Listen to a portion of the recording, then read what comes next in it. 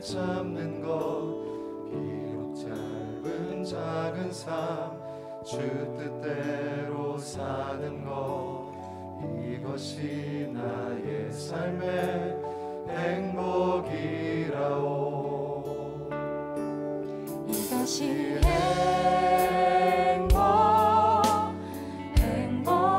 행복이라오.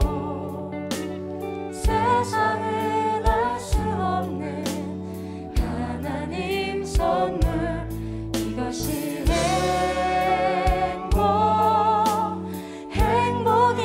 행복이라오. 하나님의 자녀로 살아가는 것 이것이 행복이라오.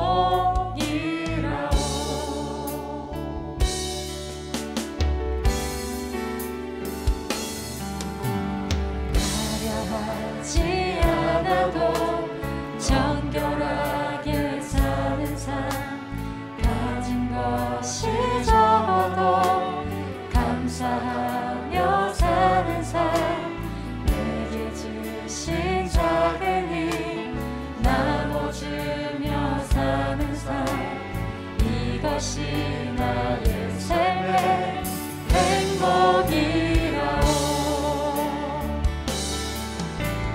눈물 날 일 많지만 기도할 수 있는 너 억울한 일 많으나 주를 위해 참는 것 비록 짧은 작은 삶 주 뜻대로 사는 것 이것이 나의 삶의 행복이라오. 이것이 행복이라오. 세상은 알 수 없는 하나님 선물 이것이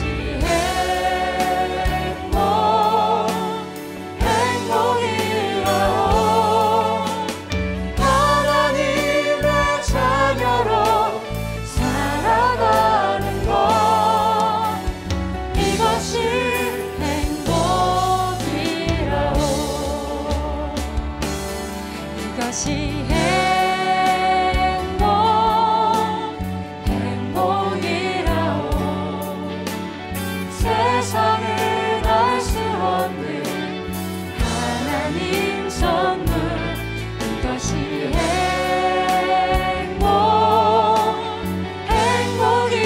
행복이라오.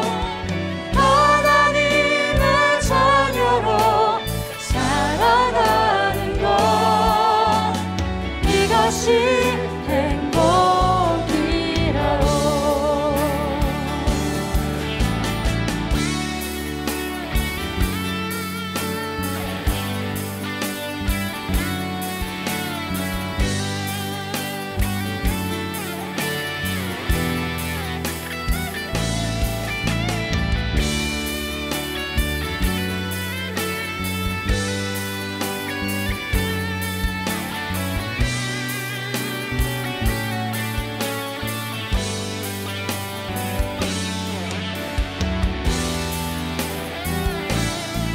우리 함께 감사로 고백합니다. 이것이 행복이라오.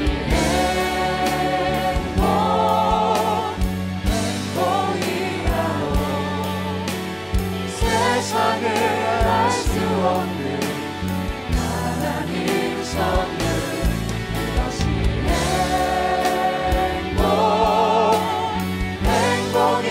행복이라오. 하나님의 자녀로 살아가는 것 이것이 행복이. 우리 목소리로 고백합시다. 이것이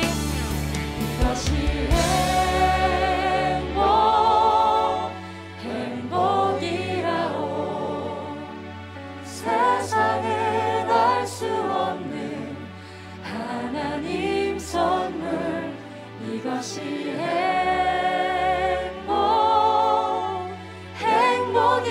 행복이라오. 하나님의 자녀로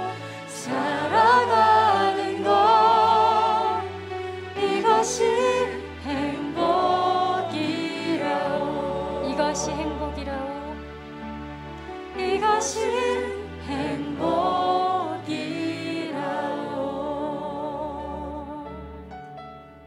주의 성도들아 여호와를 찬송하며 그의 거룩함을 기억하며 감사하라. 그의 노염은 잠깐이요 그의 은총은 평생이로다. 저녁에는 울음이 깃들일지라도 아침에는 기쁨이 오리로다. 시편 30편 4에서 5절 말씀. 아멘.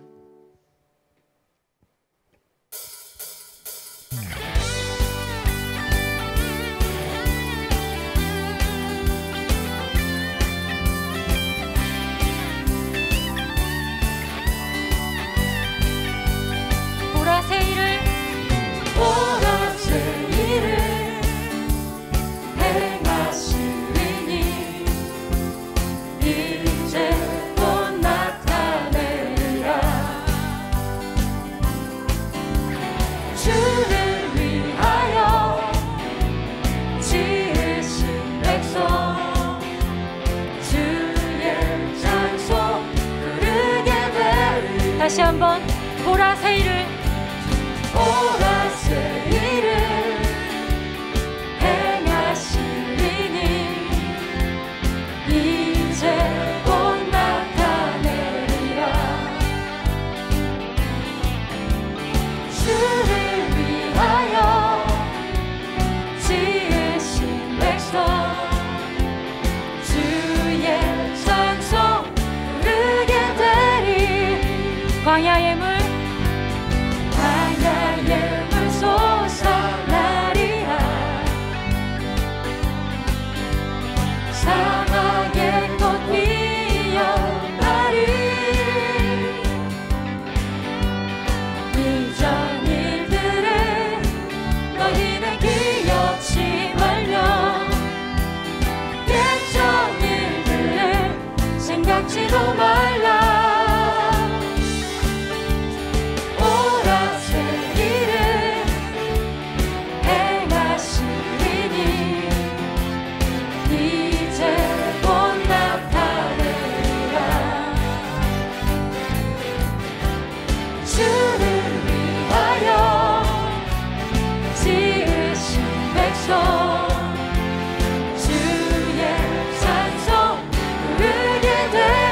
광야의 물 솟아나리라. 광야의 물 솟아나리라. 사막의 꽃 피어나리. 이전 일들을 너희는 기억지 말며 예전 일들을 생각지도 말라.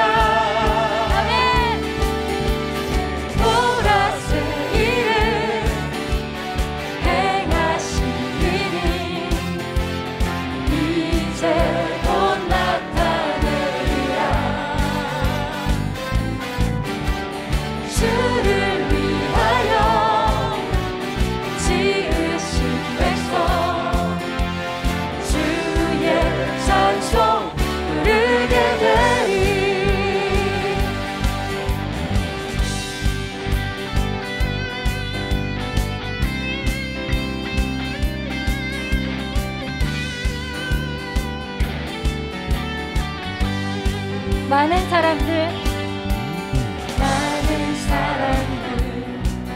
전부 진리를 모른 채 주님 곁을 떠나갔지만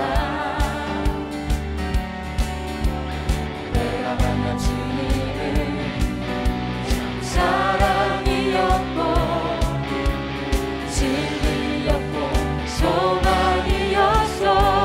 다시 한번 많은 사람들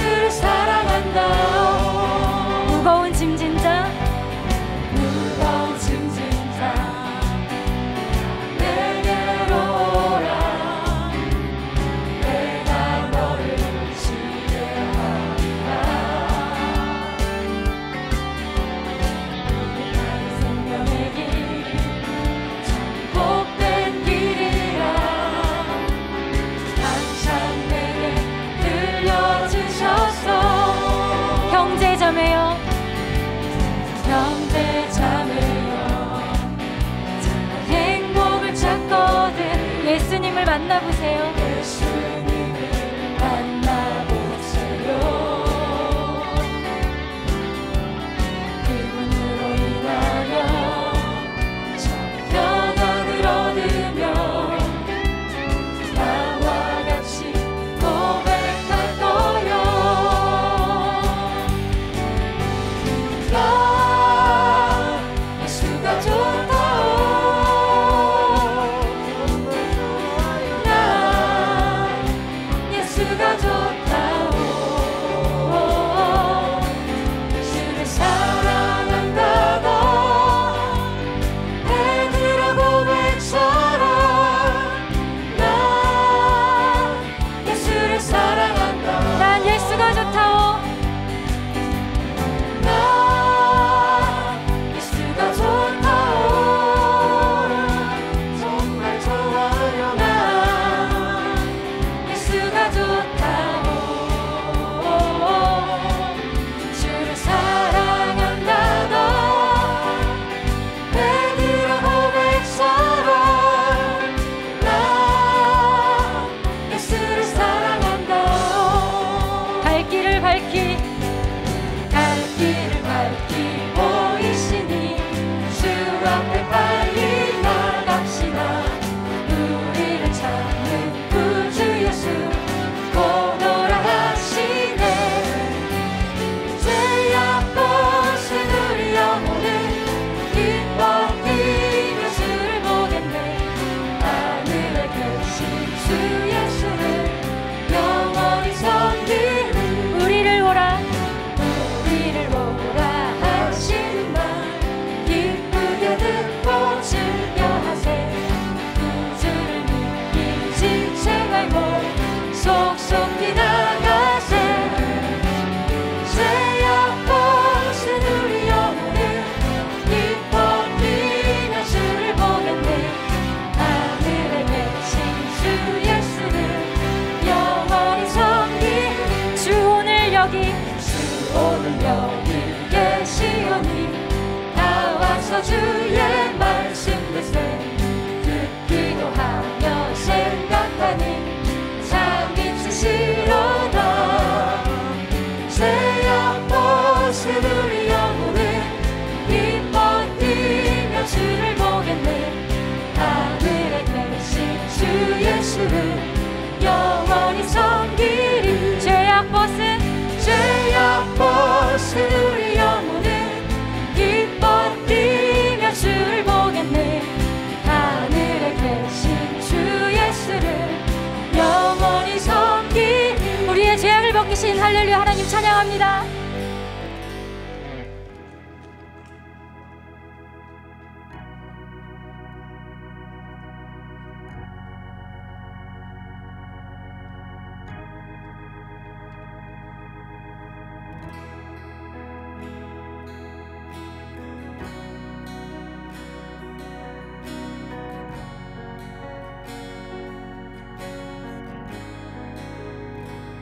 주 예수 이곳에 계셔. 나 경배해 주 경배해. 이곳에 운행하시며 날 하시네. 주 경배해 주 예수 주 예수 이곳에 계셔. 나 경배해 주 경배해. 이곳에 운행하시며 일하시네. 주 경배해. 주는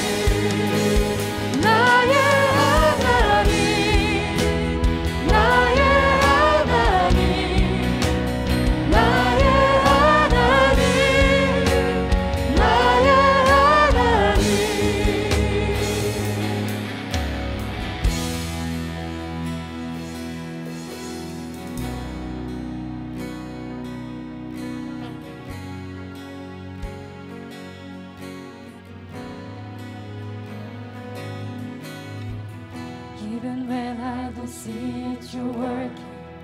Even when I don't see it, you're working. You never stop, you never stop working. You never stop, you never stop working. Even when I don't see it, you're working. Even when I don't feel it, you're working. You never stop, you never stop working. You never stop, you never stop working. Even when I don't see it, you're working. Even when I don't feel it, you're working. You never stop, you never stop working. You never stop, you never stop working. 주의 가심 보이지 않아도 때론 느낄 수 없을 때도 일하시네 주님 주 절대로 멈추지.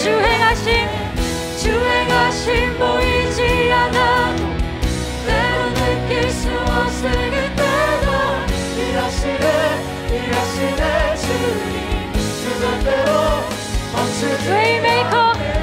Waymaker, miracle worker, promise keeper, light in the darkness, my God, that is who you are.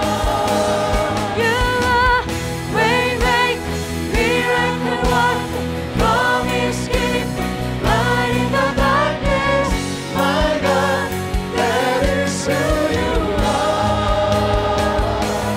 주는 놀라우신 길을 만든 기적의 주 어둠 속에 그는 나의 하나님. 약속 이루시는 근족의 주 어둠 속에 그는 나의 하나님. 나의 하나님, 나의 하나님, 나의 하나님, 나의 하나님, 나의 하나님, 나의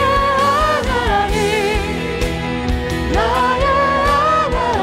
나의 하나님, 나의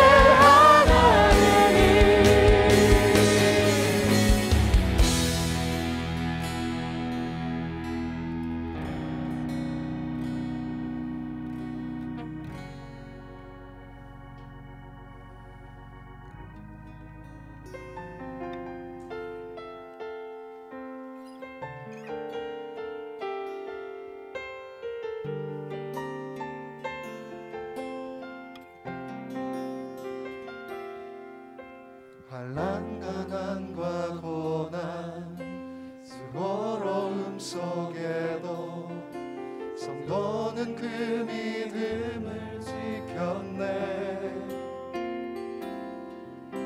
주를 섬기는 일에 자신을 다 드리며 진리의 말씀과 성령으로 그 길을 걸었네. 환난 가난과 고난 수고로움 속에도 성도는 그 믿음을 지켰네. 주를 섬기는 일에 자신을 다 드리며 진리의 말씀과 성령으로 그 길을 걸었네. 그리스도 안에서 새롭게 하시고 그리스도로 인하여 자유케 되었네. 우리는 무명하나 유명한 자요. 지금의 위기 속에도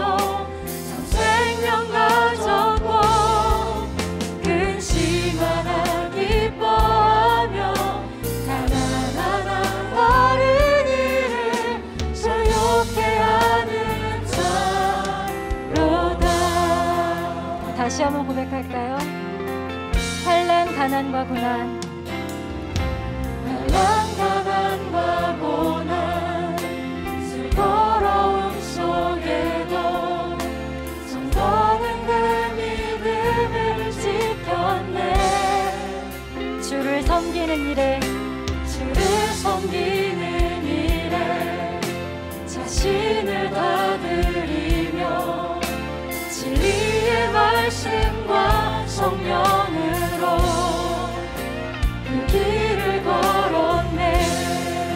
그리스도 안에서 자유케 하시고 그리스도로 인하여 자유케 되었네.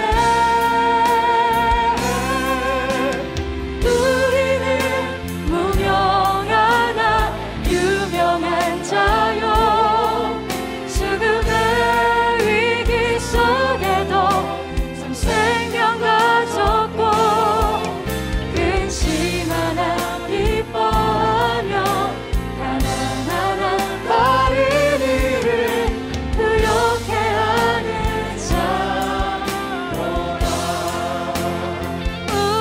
우리는 무명하나 유명한 자요, 죽음의 위기 속에도 참 생명 가졌고 근심 하나 기뻐하며 가난하나 다른 이를 부욕해 하는 자로다. 근심 하나 기뻐하며 근심 하나 기뻐하며 가난하나 다른 이를 부욕해 하는 자로다. 부욕해 하는 자로다. 부욕해 하는 자로다. 모든 것 가진 자로다. 모든 것 가진 자로다.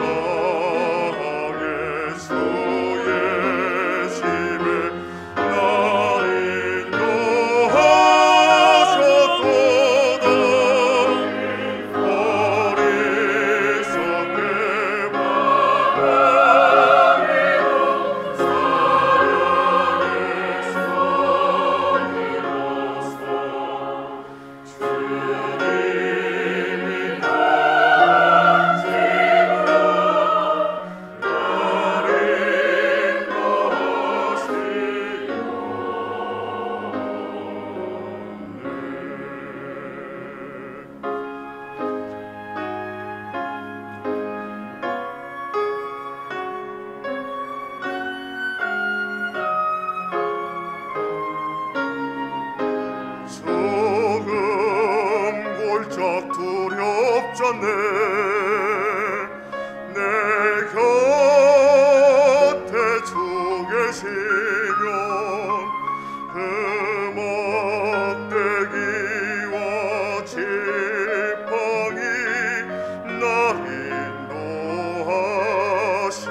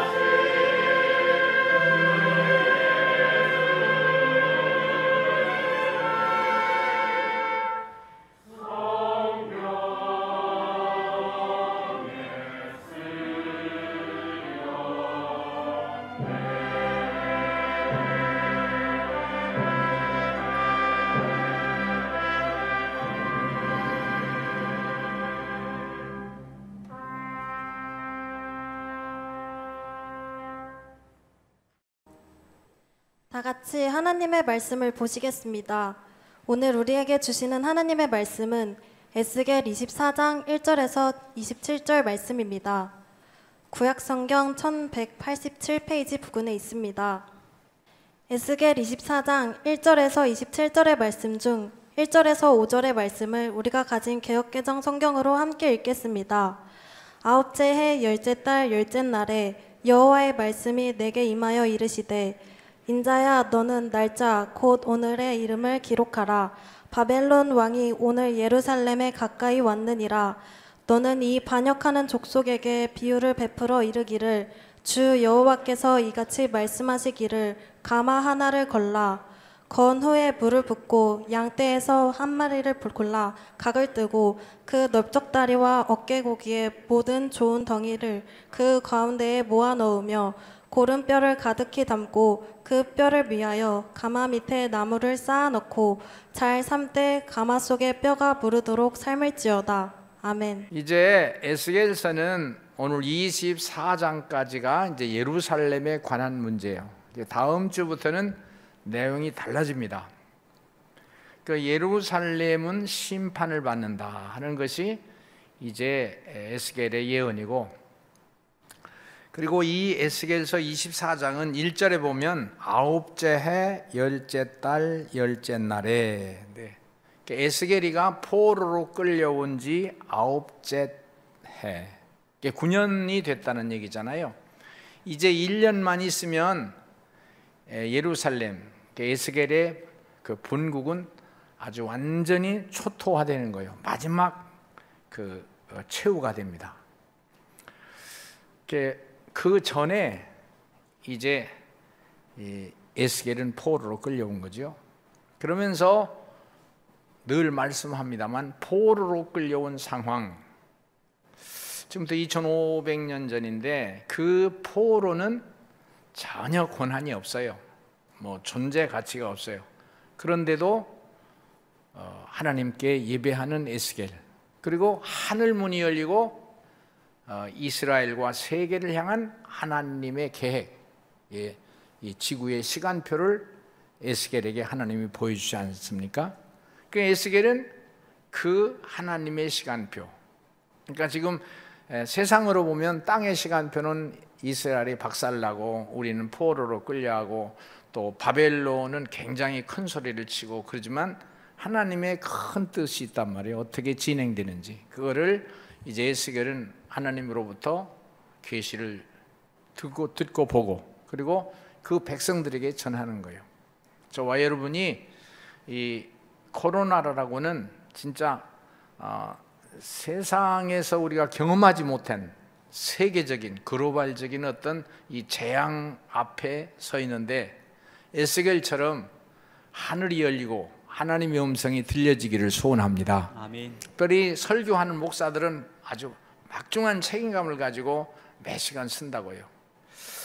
자, 요절입니다. 에스겔서 24장 요절은 6절입니다. 6절 영상이 나오는데 한번 읽어볼래요? 그러므로 시작. 그러므로 주 여호와께서 이같이 말씀하셨느니라. 피를 흘린 성읍 녹슨 가마 곧 그 속에 녹슬 없이 하지 아니한 가마여 화 있을진저 제비 볼 것도 없이 그 덩이를 하나하나 꺼낼지어다. 아멘. 이 말은 이스라엘, 예루살렘은 완전히 망한다. 나중에 이 내용을 보면 이 고기를 삶는 가마가 문제가 있는 거예요. 그 솥이 다 녹슬어서 그럼 녹이 고기 속에 배 들어가고 국물 속에 배 들어가면 그 국물을 먹거나 그 고기를 먹는 사람은 이제 독이 들어가기 때문에 체해서 다 죽는 거예요. 그토록 아주 근원지 예루살렘 성전의 아주 타락과 폐역한 모습을 보여주는 거예요. 말씀을 여기서부터 진행합니다. 첫째로 한번 합시다. 끓는 가마솥. 끓는 가마솥. 이런 환상을 보여주시는 거예요. 가마솥에 이제 끓는 고기를 넣고 삶고 끓이는데 그 솥이 녹슬었다 이거예요. 11절 한번 읽어보겠습니다. 가마가 빈 후에는 숯불 위에 놓아 뜨겁게 하며 그 가마에 놋을 달궈서 그 속에 더러운 것을 녹게 하며 녹을 소멸되게 하라. 이제 아주 전체가 예배를 드리고 하나님을 섬겨갈 백성이 아주 본질적으로 전체적으로 타락하고 부패한 모습들을 말하는 거예요. 이제 여러분, 제가 지금부터 하는 말씀을 잘 들어보시기를 바랍니다. 이스라엘 백성을, 이 성경의 백성을 늘 말하는데 선민이라 그래요. 한번 합시다. 선민. 또 다른 말로는 언약의 백성. 한번 합시다. 언약의 백성. 또 다른 말로 비슷하게 계약의 백성. 그래요. 한번 계약의 백성. 이 내용을 잘 이해를 하고 들어가야 돼요. 이스라엘 백성은 다른 백성하고 다르다. 그러니까 전혀 다르다 그 말이요. 그 자기가 다른 백성하고 다르다는 걸 알아야 돼요. 그것이 자기의 정체성이잖아요. 여러분, 그 역사에서나 연극이나 영화에서 보면 왕궁의 내용들이 나오는데 왕권 정치죠. 우리나라도 이조 시대 때까지는 그랬잖아요. 아버지가 왕이면 아들도 왕이에요. 그 세자라고 해서. 그래서 아들을 키워요. 왕세자를 키우는 장면이 참 처절해요.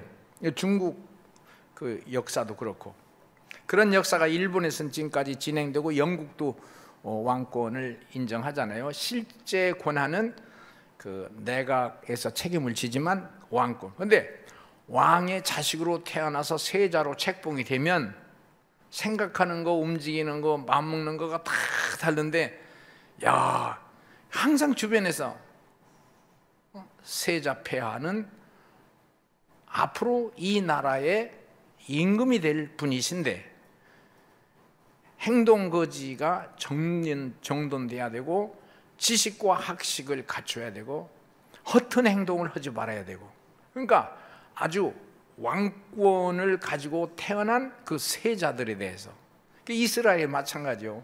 이스라엘은 태어날 때부터 우리는 하나님의 선민이다. 한번 더, 하나님의 선민이다. 하나님이 선택한, 예정하신, 계획하신 백성이다. 그렇게 애초부터 알아야 된단 말이에요. 그러면 그 다음에 또 무슨 일이 있냐면, 여러분, 역사에서 지금 세계 역사에서 왕권을 인정하는 그 나라들이 있습니다. 그런데 왕이 되었어요. 이제 왕이 됐어요. 우리말로 말하면 예수 믿는, 세례받아서 예수 믿는 사람이 됐어요. 그런데 세례받아서 예수 믿는 사람이 됐으면 그에게 주어지는 특권이 얼마나 크냐. 한번 합시다. 하나님의 자녀.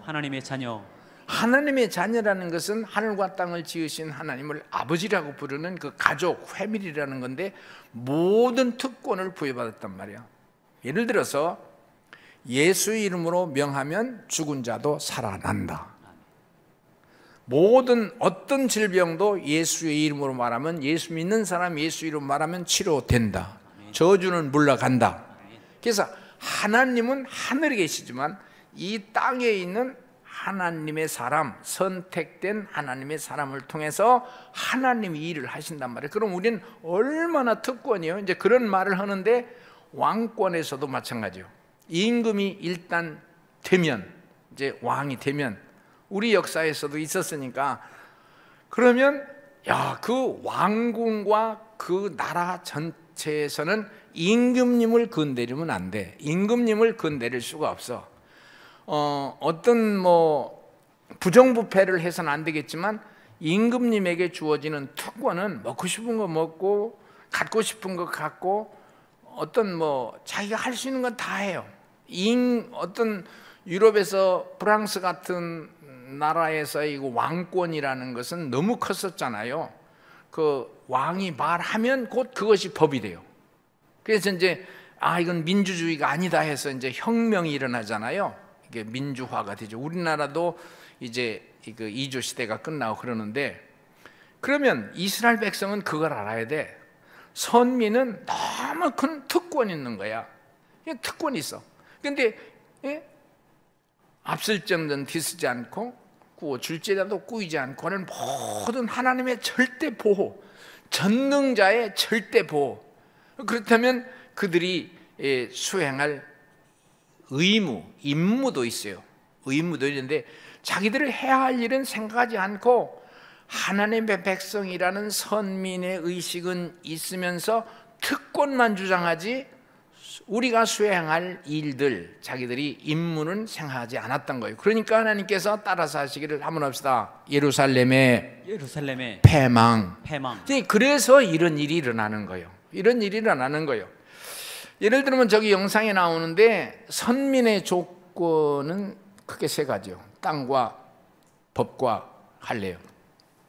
이걸 이스라엘 백성들은 가나안 땅에 살아야 돼요.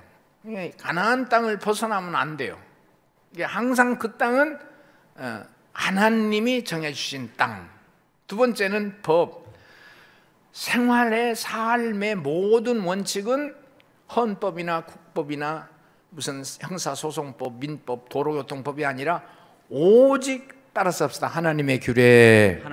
이스라엘은 달라. 그러니까 세상 그 중동의 나라들에게 얼마나 따돌림을 받고 얼마나 손가락질을 받았겠어요. 아주 서로가 극과 극이요. 중동과 이스라엘의 그 극과 극이요. 하나님의 법만을 지켜라. 그 법 중엔 하나님의 규례와 명령과 법도라고 해서 10계명을 지켜야 되고 핵심. 그 다음에 그들의 윤리가 있어요. 윤리. 인간관계에서도 이스라엘 사람과를 교제하지 이방인과 결혼 관계를 하지 않아요. 그리고 그들의 규례가 있어요. 의복도 다르고 먹는 것도 다르고 삶의 내용이 달라요. 시간도 달라요. 그 법을 따라 살으려니까 다른 데서 못 살아요. 이스라엘은. 얼마나 많은 그 따돌림과 손가락질과 돌멩이가 날라오고 그리고 창이 날라오고. 또 하나는 이스라엘 백성들은 특별한 그 할례를 받아요. 혈통의 성별이에요. 다른 민족과 절대로 끼어 살면 안 돼. 아주 자식을 낳을 때부터 이 몸의 할례, 아주 새로 태어나는 그런 정결 예식을 가지고 살아야 돼. 그랬을 때 그 하나님의 목표가 있거든요. 이 지상이 다 하나님을 버렸잖아요. 이 세상과 우주를 움직이시는 하나님, 그 이름이 하나님인데 귀신이 아니고 마귀가 아니고 무슬림이 아니고 하나님이신데 그 여호와 하나님이 그 백성을 보호하고 지키시고 승리하게 하실 줄로 믿습니다. 이제 그 확신을 가지고 이 법을 지켜야 되는데 이 이스라엘 백성이 시간이 갈수록 주변 국가에 대해서 이제 침을 흘리고 그들을 흠모하게 되고 세상 활락과 그 세상 돌아가는 법에 현혹되는 거예요. 현혹되는 거예요. 그러니까 이스라엘 백성은 그 조상 때는 이 믿음이 유지가 됐는데 점점 나라가 발전되고 경제가 나아지고 주변이 넉넉해질 때, 배가 부를 때는 이걸 다 잊어버리는 거예요. 이걸 다 잊어버려서 아주 이 세상 사람들하고 똑같아지는 거예요. 그러니까 여러분 생각해 보세요. 얼마나 귀찮겠어요. 이렇게 하나님의 백성으로 살아야 된다는 게 얼마나 귀찮겠어요. 그리고 얼마나 이게 우리가 절제해야 될 일이 많겠어요. 그래도 따라서 합시다. 주여. 그게 이스라엘의 사명이거든요. 그게 이스라엘의 사명이거든요. 여러분 한번 물어봅시다. 예수 믿으시면 아멘 합시다. 아멘. 근데 이게 우리가 결정했어요. 여러분이 세례받고 예수 믿기로 결심하고 하나님 윤리와 규례와 법도를 따라 살기로 여러분이 결정했어요. 우리가 유아 세례도 있지만 대개는 12살 넘어서부터 성인을 이스라엘에서는 13살을 보는데 그때부터 자기 결정을 해서 내가 일생 동안 하나님의 법대로 살겠다 그렇게 결심했는데 우리는 그렇다고 합시다. 이스라엘은 안 그렇단 말이에요. 태어나기 전에 우리 조상의 하나님, 그래서 따라서 합시다. 아브라함의 하나님, 이삭의 하나님, 야곱의 하나님, 나의 하나님, 이렇게 아브라함의 하나님이 나의 하나님, 이삭의 하나님이 나의 하나님, 야곱의 하나님이 나의 하나님 그러는 거예요. 그러니 그 후손들은 얼마나 불평등해요. 내 결정이 아니야. 우리 조상들이 결정한 거야. 성경이 그래. 그래서 항상 내 조상의 하나님 그렇게 말하는 거예요. 자, 그러면 이 내용을 조금 설명해 보겠습니다. 저와 여러분이 왜 이스라엘이 이렇게 책망을 받느냐, 왜 이렇게 혼나느냐, 그 조상들의 하나님의 그 믿음을 갖지 않았다고 이렇게 하나님께서 혼내시는 거예요. 한번 봅시다. 아브라함의 하나님, 아브라함의 하나님, 이삭의 하나님, 이삭의 하나님, 야곱의 하나님, 야곱의 하나님, 모세의 하나님, 모세의 하나님. 그 하나님 14장 자체가 포로로 끌려간 지 9년째 되는 해요. 포로는 이거는 뭐 노예라는 말보다 더 큽니다. 노예는 일만 시키고 그들에게 잘 먹을 것을 제공해 줄 수 있지만 포로민은 전쟁에서 포로는 적군이잖아. 그러니까 사실은 사살시켜야 돼. 그런데 살려줬으니까 그들이 생명을 다해서 그 우리를 정복한 바빌론에 충성을 다해야 되는데, 자, 이 사람들이 얼마나 갈등이 많겠어요. 그래도 하나님의 백성인데, 그래도 성경의 백성인데 하나님께서 바벨론의 공격을 막아주셨으면 되잖아. 하나님께서 그 백성들을 이제 무찔러 주셨으면 되잖아. 그 하나님의 능력이 어디 있냐 말이야. 이렇게 말한단 말이에요. 근데 여기에 가장 중요한 비밀들이 너무 많아요. 여러분, 이 시대에 재난과 시련이 많지만 이 뒤에도 얘기하고 제가 늘 하는 말씀인데, 이 위기와 이 시련은 한번 합시다. 우리에게 기회가 된다. 기회가 된다. 축복의 기회가 된다. 축복의 기회가 이 사람들이 다 헤매는 거예요. 이게 이 재난이 무엇이냐고 어렴풋하게 이제 예측을 하지만, 저는 그 어렴풋한 것보다는 굉장히 좀 선명하게, 이 에스겔만큼 정확하진 못하지만 이 하나님의 음성이 들리거든요. 아하, 엄청난 기회다. 밖에서 할 때도 했는데, 이거 이스라엘에서 가져온 지팽이거든요. 이스라엘에서 한 다발, 몇 다발을 가져왔는데 지금 다 여기저기 주고 이거 하나 몇 개 남은. 이스라엘이 하나님께서 이렇게 때리는 거예요. 이게 본문. 에스겔은 이스라엘 백성을 때리는 거예요. 때리는데 하나님 사랑인데 왜 때리느냐 그럴 수 있잖아요. 근데 잘 아셔야 돼요. 호세아서에 보면 하나님께서 그 호세아에게 음탕한 여인을 내 부인으로 맞아라. 그래서 거리에 가서 부인을 데려왔어요. 부인이 아들 낳고 딸 낳고 아들 낳았어요. 자식을 셋 낳았어요. 그랬는데도 자꾸만 밖에만 쳐다보는 거예요. 결국은 부인이 도망갔어요. 도망갔는데 하나님께서 말씀하시기를 가서 내 부인을 사와라. 누군가의 팔려다니는 부인을 사왔어요. 그래서 호세아서의 큰 주제가 한번 했다. 여호와께로 돌아오라. 한번 했다. 여호와께로 돌아오라. 때리는 건 그 사람을 살리는. 그 가는 길은 음탕한 길은 죽음과 저주와 지옥이요. 그리고 멸망이요. 돌아와라. 이렇게 하시는 거예요. 이스라엘 백성을 향한 하나님의 책망이 이런 거였어요. 이스라엘 백성은, 그러니까 그 후손들은 그 책임이 우리에게 과연 왜 이런 책임이 있습니까? 그러지만 축복을 향한 하나님의 언약이다. 아브라함의 하나님입니다. 따라서 합시다. 아브라함의 하나님. 아브라함에게 하나님의 음성이 들려와서 너는 이 세상 법대로 살지 말고 고향과 친척과 아비집을 떠나 내가 내게 지시하는 대로 그 법을 따라 그 땅에 살아라. 한번 합시다. 하나님의 음성을 아브라함은 아멘. 그게 즉시 순종을 해. 둘째, 그 아들이요. 이제 이삭인데, 이삭도 저 성경 구절에 나옵니다만 하나님의 음성을 따라 살았어요. 그대로. 아멘. 한번 합시다. 아멘. 아버지 하나님, 내 하나님 그러거든요. 세 번째는 야곱. 야곱도 창세기 28장 22절에 보면 한번 합시다. 아멘. 그리고 야곱 때 12족속이 나오잖아요.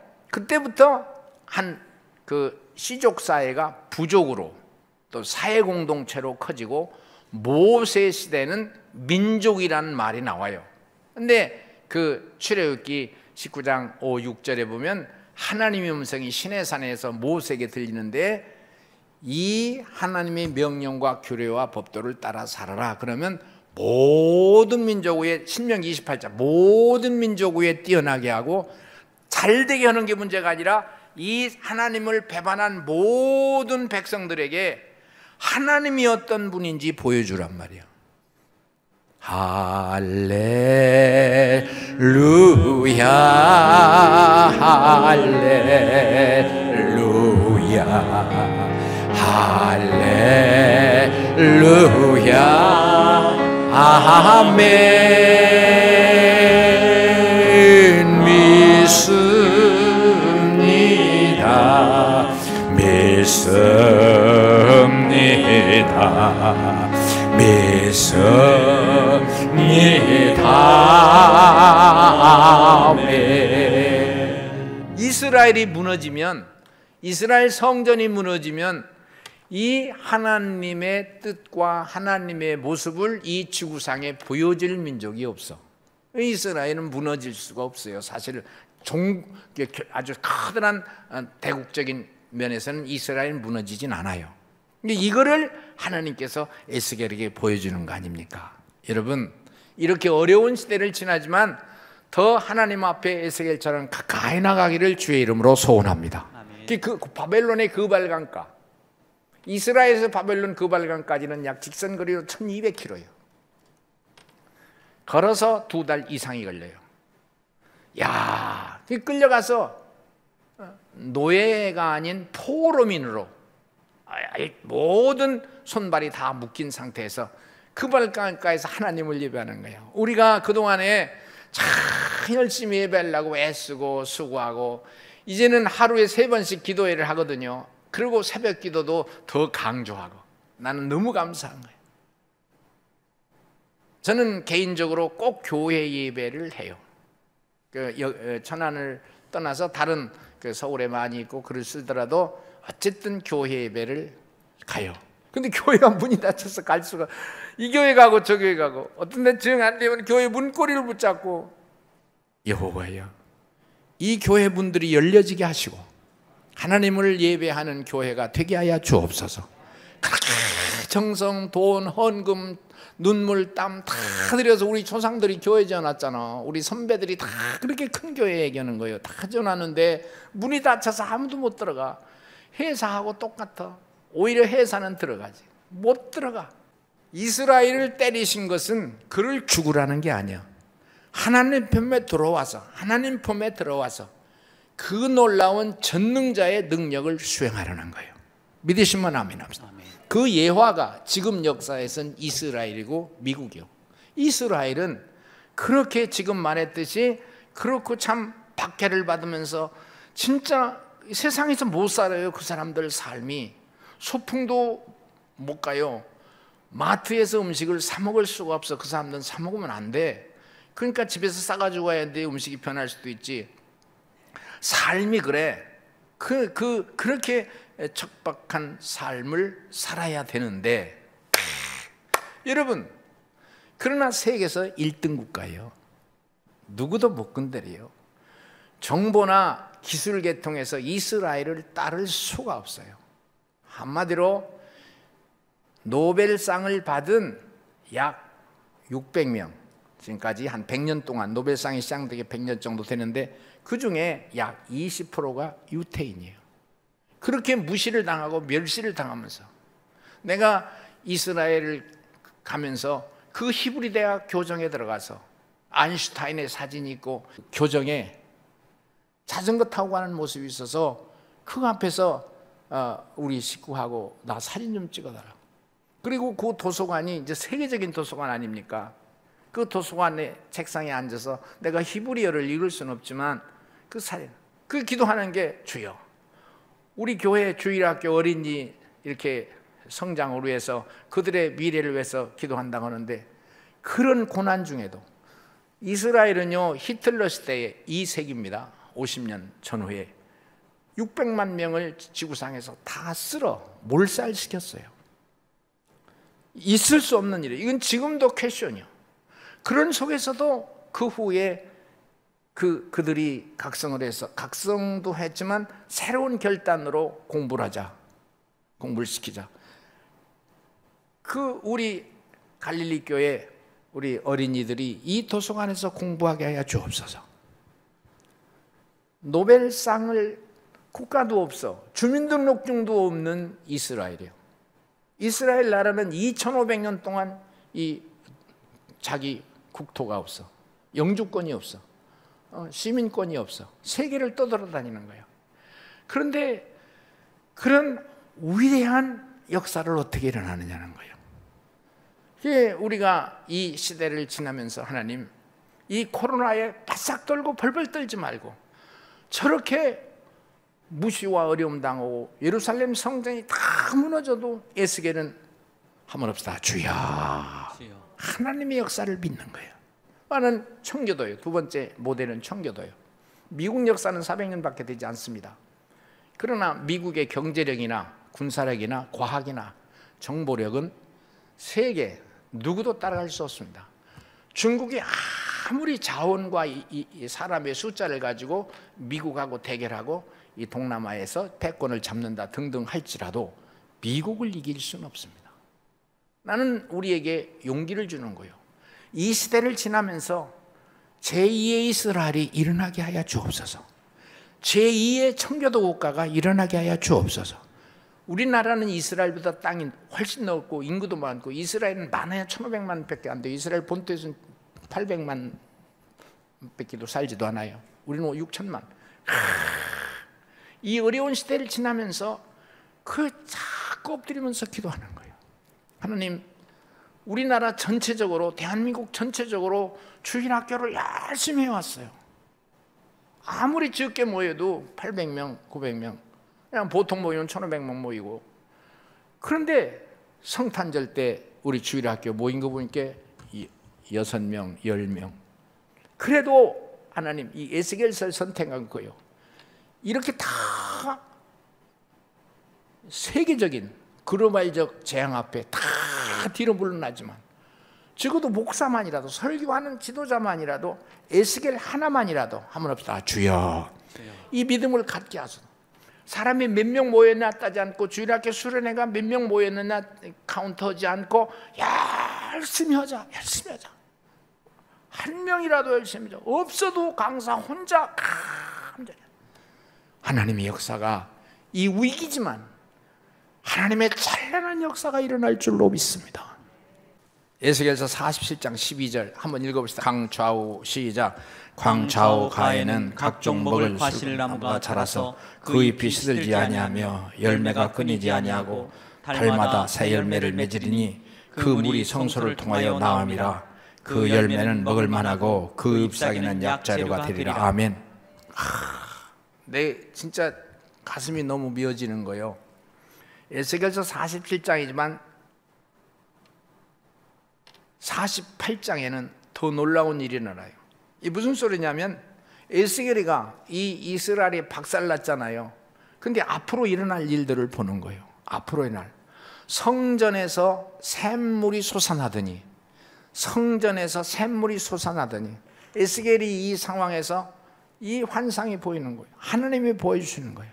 그러더니 이 물이 동서사방으로 흐르고, 동서사방으로 물이 흐르는데, 흐르는 곳마다 잎이 시들지 않고 열매가 맺고 새 열매가 맺고 막 이런 역사가 풍성하게 일어나는 거예요. 나는 에스겔서가 이 시대 우리 성도, 믿음의 사람들을 향한 하나님의 계시라고 믿습니다. 아멘. 에스겔의 눈이 열리고 귀가 열렸지만, 나는 이 시간에 우리 교회를 향해서 이 음성을 주시는 줄로 믿습니다. 아멘.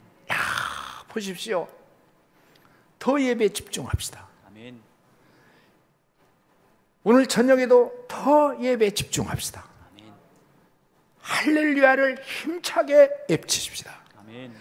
지금은 사순절 기간이라고 해서요, 웬만한 교회는 기도하려고 노력을 해요. 그러나 우리는 그 바탕이 어느 정도 준비가 돼서 여기까지 왔어요.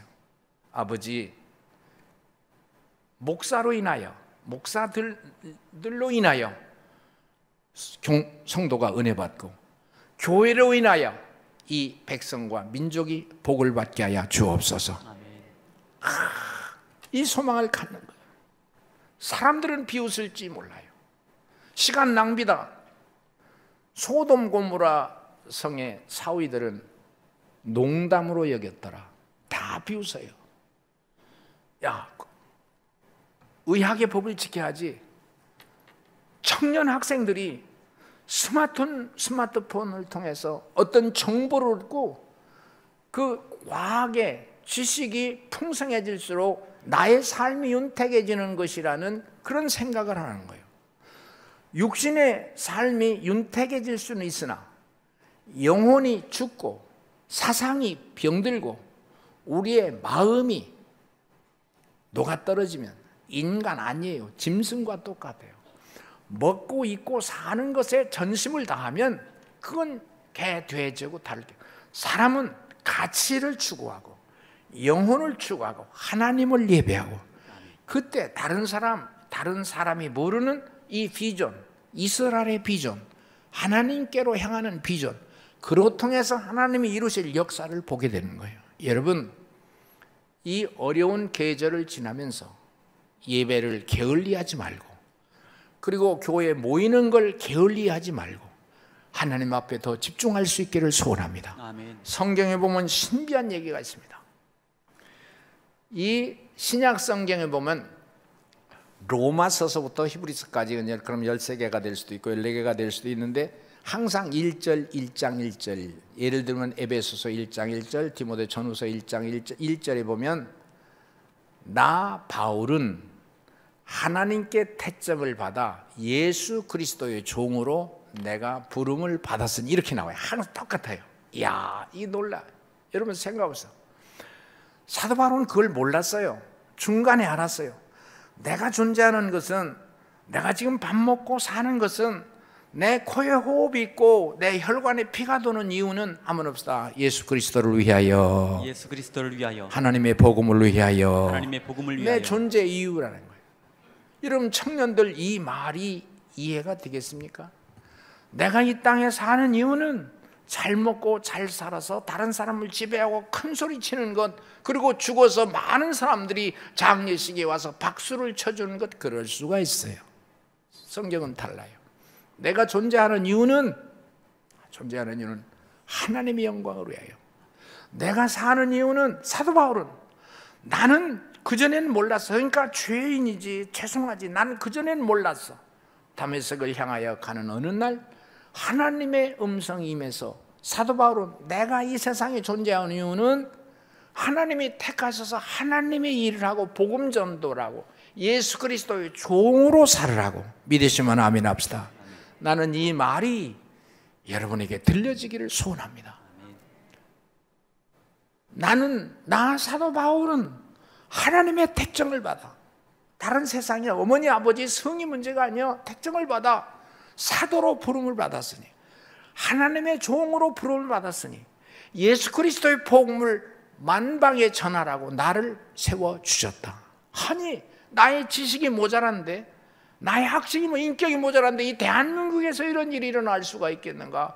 이 코로나 시대에, 이 팬데믹 세계를 억누르는 전염병의 시대에 이게 기회라는 거예요.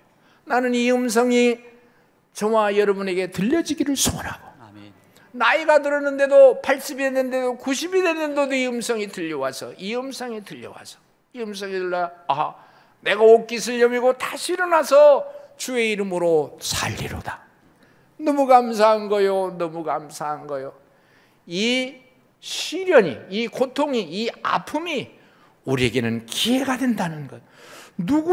누구에게 하나님 앞에 나 엎드려 에스겔처럼 예배를 드려, 그 발가락가에서라도 기도를 해서 하늘이 열려야 되는데, 하나님 음성 들려야 되는데, 이것이 최대기 돼야 되는데 남이 얘기해가지고는 안 되는 거예요. 우리 일어나서 예수 이름으로 일어나 걸으라. 우리 한번 멋지게 크게 불러봅시다. 예수의 이름으로 나는 일어서리라. 주가 주신 능력으로 나는 일어서리라. 원수가 날 향해 와도 쓰러지지 않으리. 주가 주신 능력으로, 주가 주신 능력으로 주가 주신 능력으로 일어서리.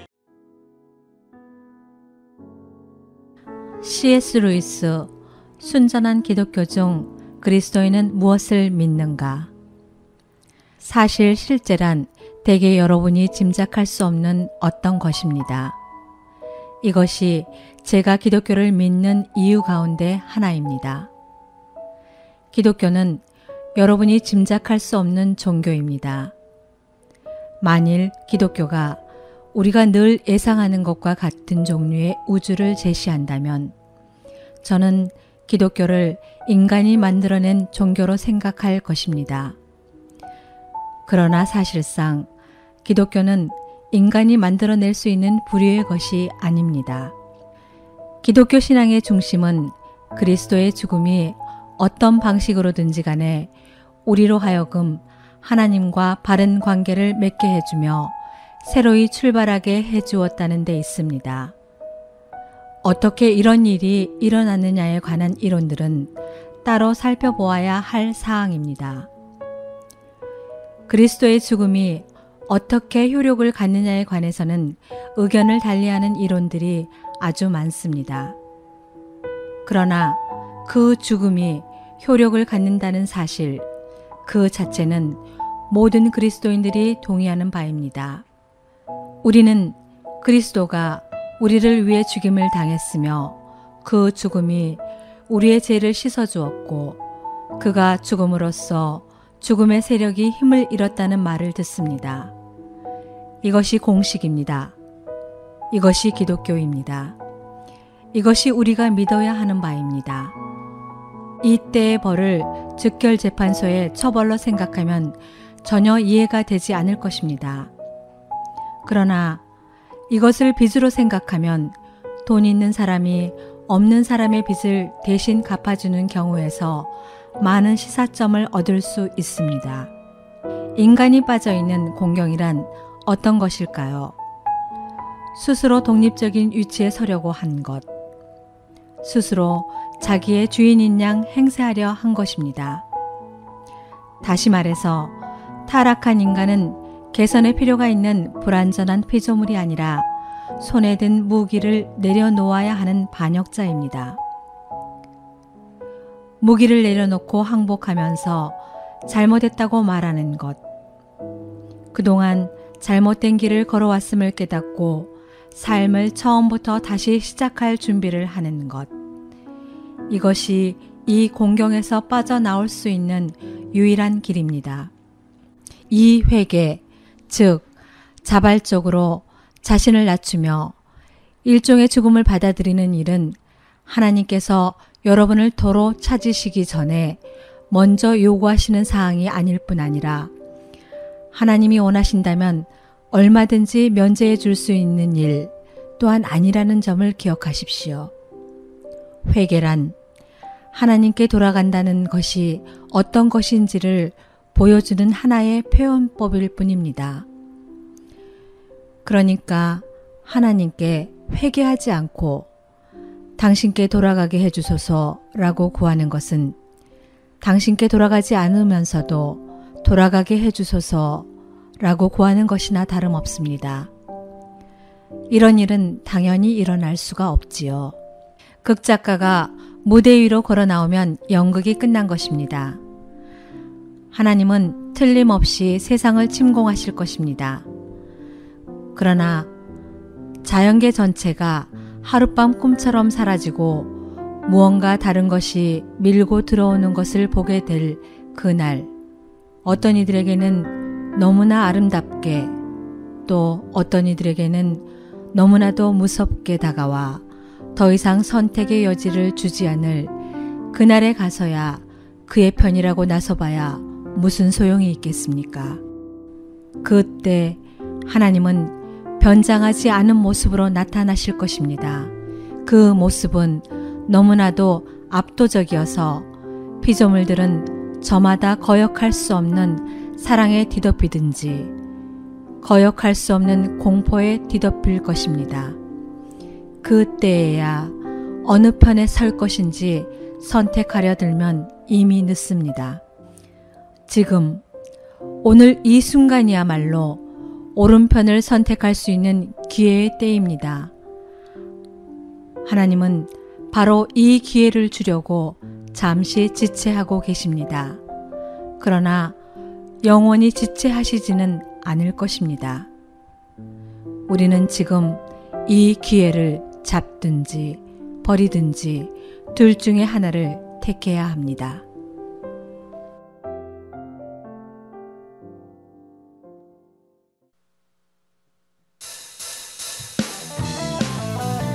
오늘 우리는 우리 하나님을 인하여 감사하며 찬양합니다. 할렐루야.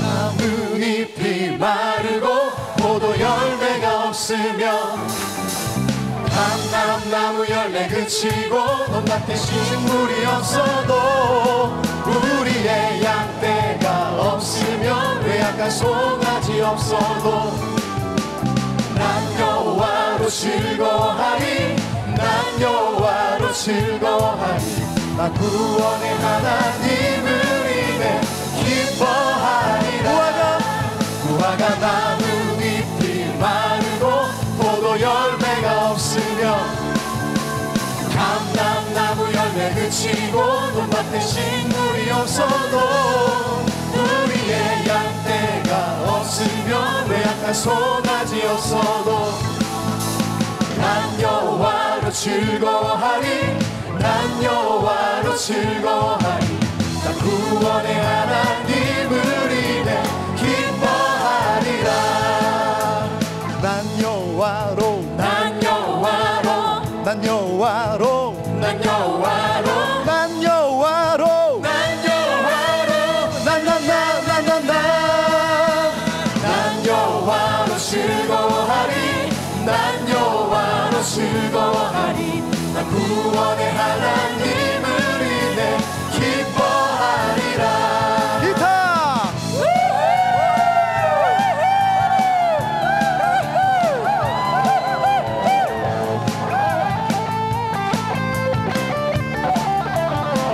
베이스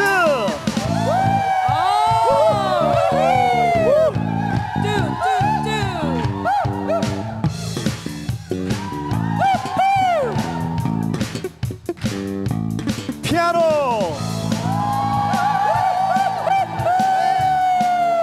키보드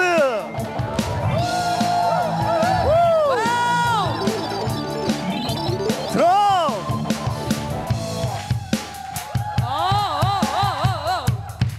우리가 시간 더욱더 주님을 찬양하기 원합니다. 다 함께 자리에 일어나셔서 우리 하나님께 감사함으로 찬양합시다. 무화과 나뭇잎이 마르고 포도 열매가 없으면 감람나무 열매 그치고 논밭에 식물이 없어도 우리의 양떼가 없으면 외양간 송아지 없어도 난 여호와로 즐거워하리 난 여호와로 즐거워하리 나 구원의 하나님을 인해 기뻐하리 난 여호와로 즐거워하리 난 여호와로 즐거워하리 난 여호와로 즐거워하리 나 구원의 하나님을 인해 기뻐하리라 할렐루야. 우리 주님 앞에 영광의 박수 올려드리겠습니다. 모든 찬양과 영광과 감사를 받으실 우리 아버지 하나님을 찬양합니다. 할렐루야.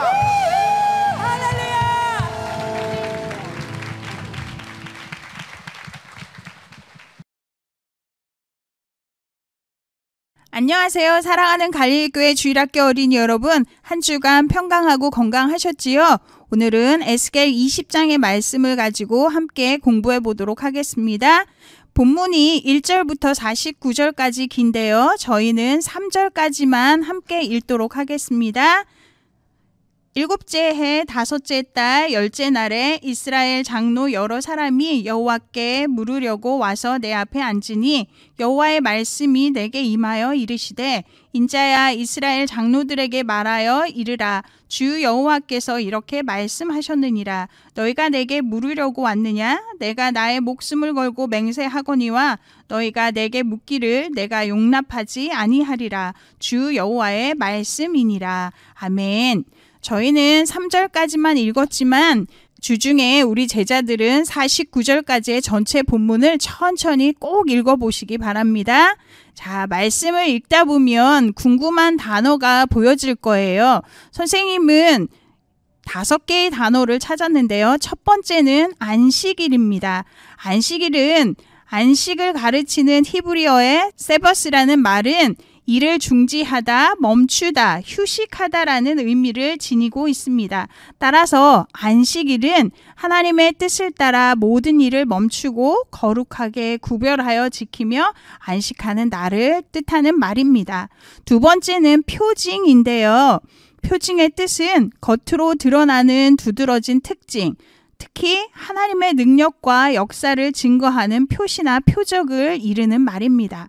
세 번째는 반역인데요. 반역은 통치자에게서 나라를 다스리는 권한을 빼앗으려고 함 또는 하나님의 뜻을 반대하는 것을 이를 때 사용하는 말입니다.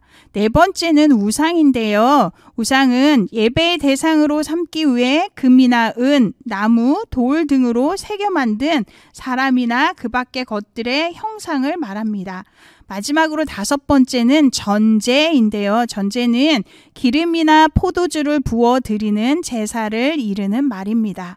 이렇게 궁금한 단어들을 찾고 다시 본문을 살펴보면 훨씬 더 뜻을 잘 이해할 수 있게 될 것입니다.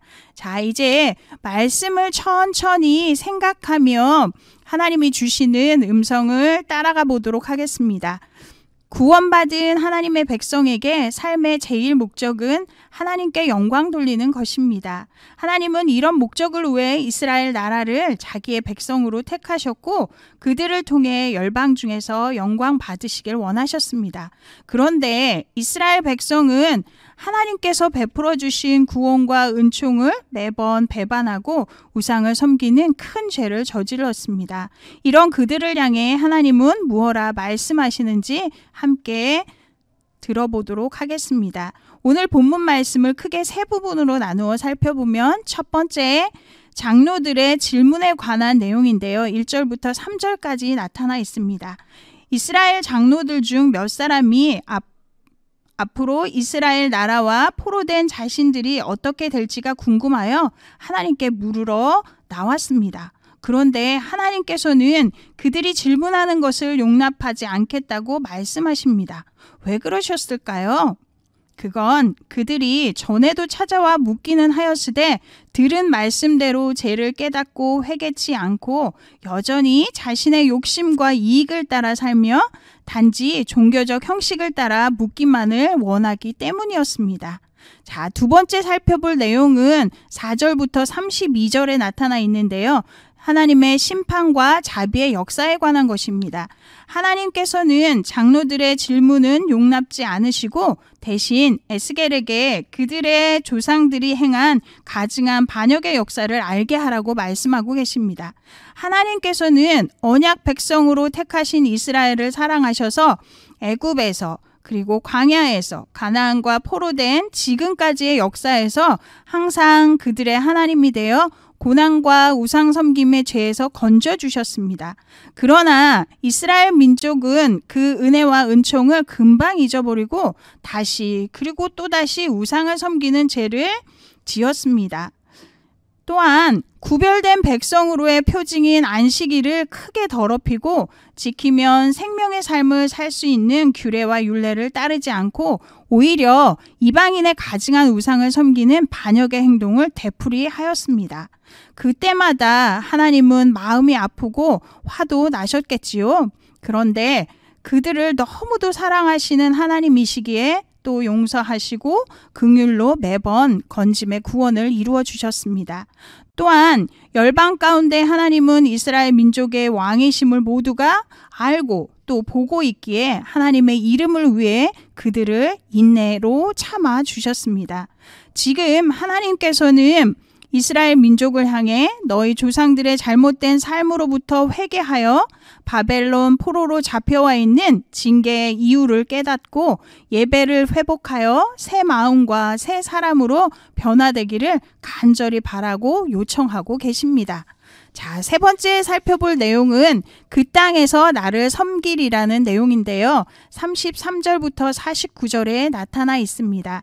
하나님께서는 이스라엘의 가증한 죄를 심판하시기 위해 심판의 막대기로 바벨론을 사용하고 계십니다.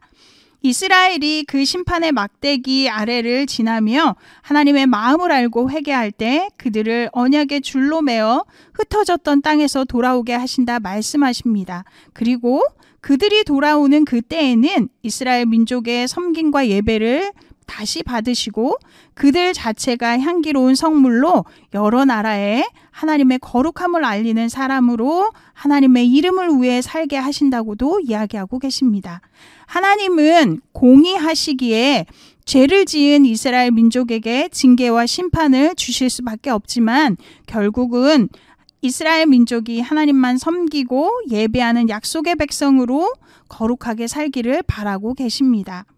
이 시대를 살고 있는 우리 제자들에게도 하나님이 아닌 다른 것이 우리의 우상이 되도록 현혹시키고 유혹하는 것이 참 많습니다.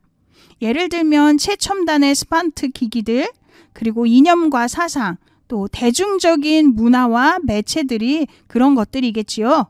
자, 그렇다면 우리는 어떻게 예배와 거룩을 지키며 살 수 있을까요? 그건 이미 하나님께서 우리에게 주신 말씀을 읽고 묵상하고 또 예배함으로 하나님과 항상 함께하는 것입니다. 말씀에 여호와 하나님을 경외하고 진리이신 예수님을 사랑하는 것이 지혜와 지식의 근본이라 하였습니다. 날마다 영의 양식인 말씀을 먹고 하나님을 아는 지혜와 지식에 부요한 우리 모두가 됩시다. 자, 이제 성경을 퀴즈로 풀어보는 시간인데요. 우리 한번 외쳐볼까요? 바이블 퀴즈. 오늘도 3개의 문제를 준비했습니다. 1번, 가증한 것을 버리고 무엇으로부터 더럽히지 말라고 말씀하고 있나요? 7절에 나와 있습니다. 딩동댕, 애굽의 우상이죠. 자, 2번, 이스라엘과 하나님 사이의 표징으로 삼으신 것은 무엇인가요? 12절에 나와 있습니다. 그렇습니다. 안식일입니다.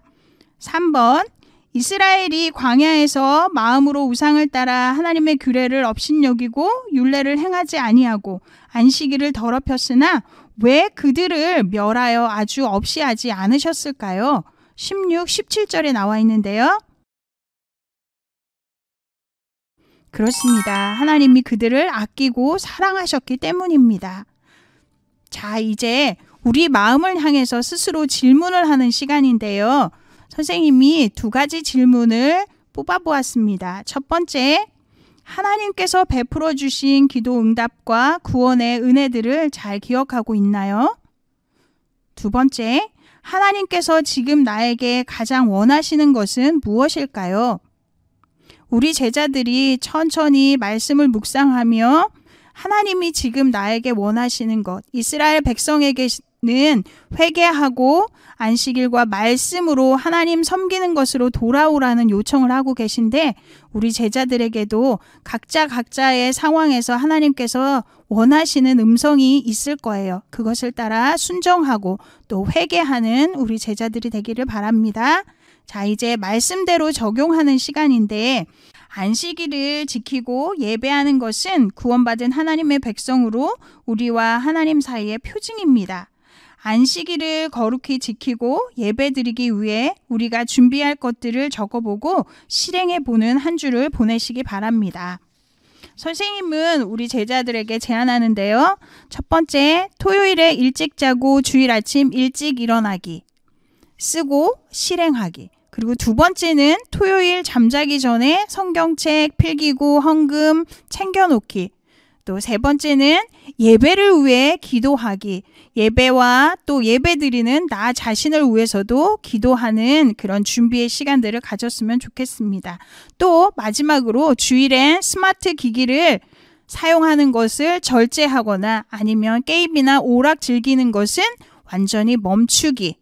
어렵겠지만 거룩을 위하여 하나하나 실행해가는 우리 제자들이 되기를 부탁드립니다. 이제 기도하고 말씀 공부를 마치도록 하겠습니다. 사랑하는 하나님 아버지, 구원받은 하나님의 자녀로 말씀, 기도, 찬양, 예배에 마음과 뜻과 힘을 다하는 우리가 되게 하여 주세요. 그리하여 항상 예배에 승리하는 하나님의 사람들 되게 하여 주세요. 예수님의 이름으로 기도드립니다. 아멘. 한 주간 하나님의 말씀 안에서 승리하는 우리 제자들이 되기를 바랍니다. 할렐루야!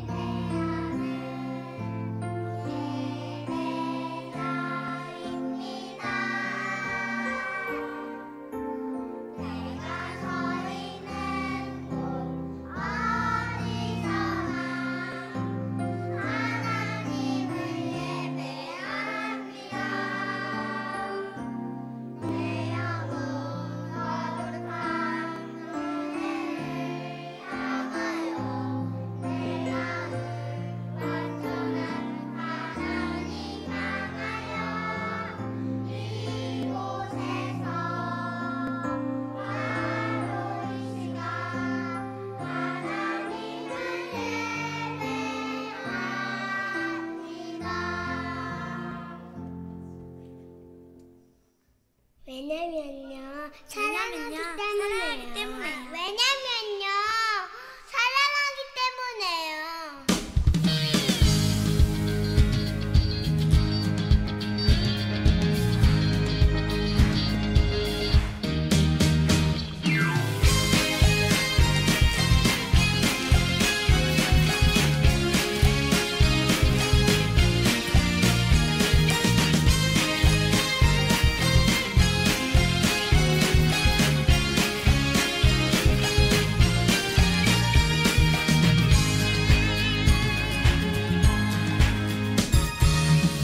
생각을 닮아가고 싶어. 배운 그대로 살아가고 싶어. 우리들의 마음이 새롭게 깨어나 기뻐 찬양하고 싶어요. 어둠을 모두 이겨내고 싶어. 잘못된 시선 바꿔보고 싶어. 하나님이 얼마나 아름다운 분인지 이제 고백하고 싶어요. 주님 사랑해요. 등팔 벌리기만큼 좋은 것만 나누어 또 모자란 시간 이젠 사라져요. 어두움과 두려움 나 주와 함께 길 걸어가요. 사랑하기 때문에 어두웠던 시간 나를 비춰주겠어. 세상을 나를 보여주겠어. 내게 가장 소중한 우리가 있기에 영원한 사랑 이제 약속하겠어.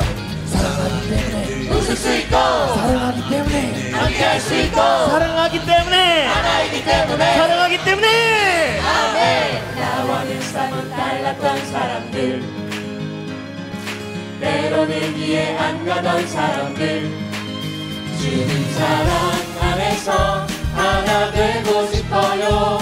나를 살게 한 사랑이죠.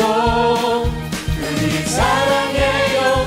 등팔 벌리기만큼 좋은 것만 나누어 또 모자란 시간 이젠 사라져요. 어려움과 두려움 더 많이 웃고 더 행복해요. 사랑하기 때문에 우리 함께해요. 주님 주신 그름을 갈릴리의 성도로 만난 뒤 아닌 시간 먼저 채워